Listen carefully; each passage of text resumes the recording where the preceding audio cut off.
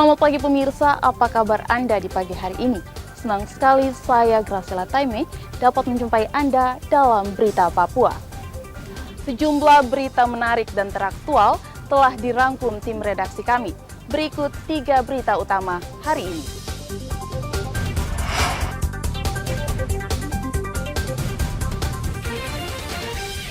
Selundupkan ganja 20 kg ke kota Jayapura, 5 warga negara Papua New Guinea diringkus polisi.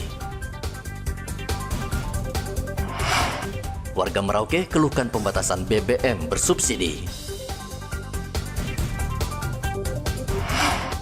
Banyak pelanggaran, 26 TPS di Papua akan gelar pencoblosan ulang.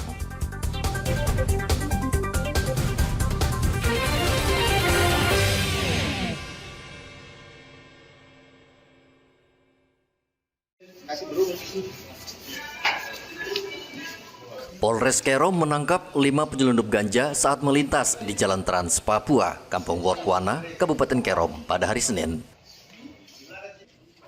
Kelima pelaku tidak berkutik ketika Samapta Polres Kerom yang sedang berpatroli membekuk mereka di tengah jalan. Petugas mencurigai mobil yang dikendarai para pelaku, dan saat digeledah polisi menemukan ganja seberat 20 kg yang sudah dipaket ukuran kecil. Para pelaku mengaku ganja tersebut akan dibawa ke kota Jayapura. Di sini ada 18 bungkus plastik ukuran besar ini yang dibungkus plakban warna coklat yang berisi narkotika jenis ganja.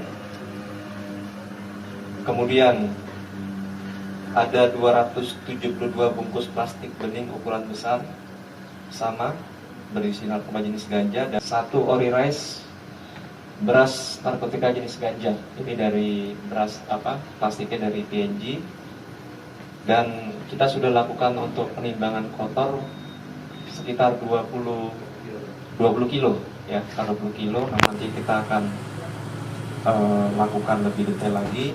Kemudian untuk para tersangka di sini ada 5 orang, 3 merupakan warga negara PNG, 2 tinggal di Arso.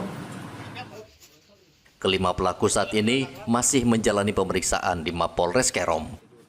Mereka diancam Undang-Undang Narkotika dengan ancaman hukuman paling singkat 5 tahun penjara. Arthur melaporkan dari Kabupaten Kerom, Papua. Masyarakat pengguna sepeda motor atau kendaraan roda 2 di Merauke, Papua Selatan mengeluhkan kebijakan PT Pertamina yang membatasi pembelian BBM bersubsidi Pertalite di SPBU. Kebijakan ini menurut warga justru akan membuat antrian kendaraan semakin panjang karena proses scan barcode memakan waktu yang cukup lama. Seperti diketahui, PT Pertamina kembali memberlakukan pembatasan pembelian Pertalite di SPBU di Merauke yang mulai berlaku sejak tanggal 1 Desember lalu. Nah, sekarang mulai ada barcode ini. Nah, Bapak ini kan setiap kali ngisi harus scan kembali. Biarpun 1 liter, 2 liter, kalau motor kan 10 liter, Pak. Kalau menurut Bapak ini efisien kah atau menghambat, Pak? Kalau menurut saya sebenarnya efisien. Menghambat sekali. Menghambat sekali, Pak, ya? Iya. Bagus nggak penggunaan seperti ini, barcode ini?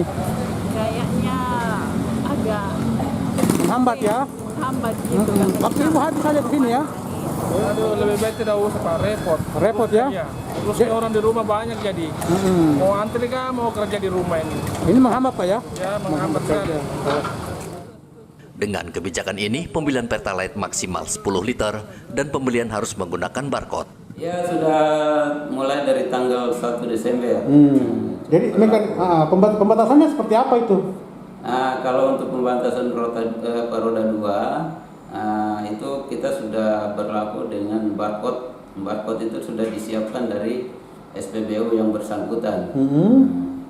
Jadi untuk kapasitas tangki yang untuk roda 2 dibatasi 10 liter. 10 liter per hari. Jadi harus pakai barcode kalau beli Pertalite ya? Iya, harus pakai barcode. Tapi tetap harga masih 10.000. Tetap 10.000. Kalau mobil berapa pembatasannya? Untuk mobil pembatasannya itu kalau tidak salah 60. 60. Jadi setiap warga harus menggunakan barcode juga? Menggunakan barcode nih. Kalau untuk roda 4, untuk angkot masing-masing harus punya barcode. Untuk pengambilan Pertalite di SPBU.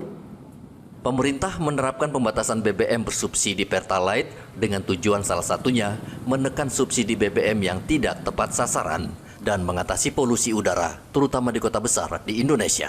Muhammad Ridwan melaporkan dari Merauke, Papua Selatan.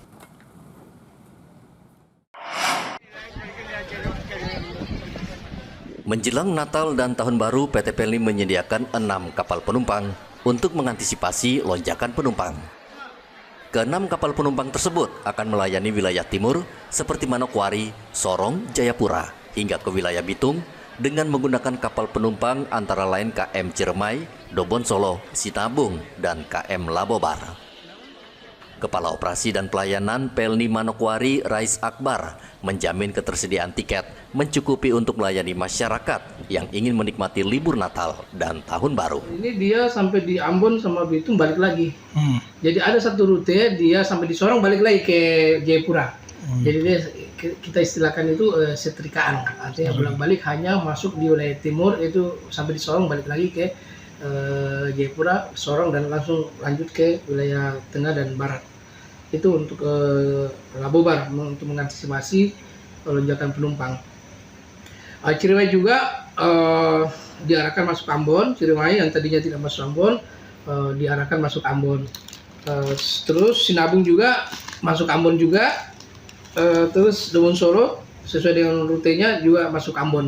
Jadi kita hampir semua kapal ini akan menyinggahi pelabuhan Ambon termasuk Gunung Dempo. Sama dia masuk Ambon juga. Itu untuk antisipasi lonjakan penumpang dari wilayah timur ke arah ruas Ambon, Bitung dan Ternate. PT Pelni tentu akan ada namanya penambahan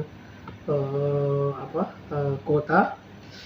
Kuota itu tentu kita masih menunggu dari peraturan edaran dari Perhubungan, Kementerian Perhubungan terkait dengan batas maksimal pemberian tambahan seat. PT Pelni juga menyiapkan posko di Pelabuhan Manokwari menjelang Natal dan Tahun Baru dengan melibatkan instansi terkait. Posko ini akan melayani masyarakat dengan memberikan informasi tentang perjalanan dan lain sebagainya. Edi melaporkan dari Manokwari, Papua Barat. Kantor Perwakilan Bank Indonesia Provinsi Papua memproyeksikan pertumbuhan ekonomi provinsi paling timur Indonesia tahun 2025 di kisaran 3,5 hingga 4,5%. Pertumbuhan ini menurun dibanding tahun 2024, yaitu mencapai 4,8% hingga 5,8%. Hal ini disampaikan Kepala Perwakilan Bank Indonesia Provinsi Papua, Fatur Rahman, pada pertemuan tahunan Bank Indonesia 2024 di Aula Kantor Bank Indonesia, Kota Jayapura, pada hari Selasa. Fatur Rahman mengatakan pemerintah harus mengembangkan sumber-sumber pertumbuhan ekonomi baru. Bank Indonesia, kami berkomitmen memperkuat sinergi dengan stakeholder untuk mencapai inflasi yang rendah dan stabil.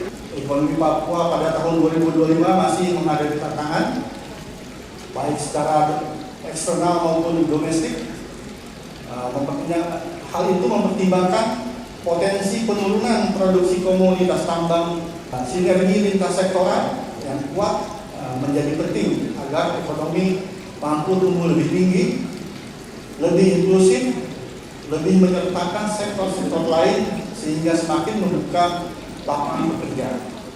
Dan di sisi lain, kami juga memperkirakan inflasi masih akan tetap terkendali dalam sasaran target inflasi nasional. Menurut Fatur Rahman, menyongsong tahun 2025 mendatang, Bank Indonesia Provinsi Papua akan meningkatkan sinergi yang telah terbangun untuk memperkuat stabilitas perekonomian dan mendukung transformasi ekonomi nasional. Dari Kota Jayapura, Papua, Hendra melaporkan.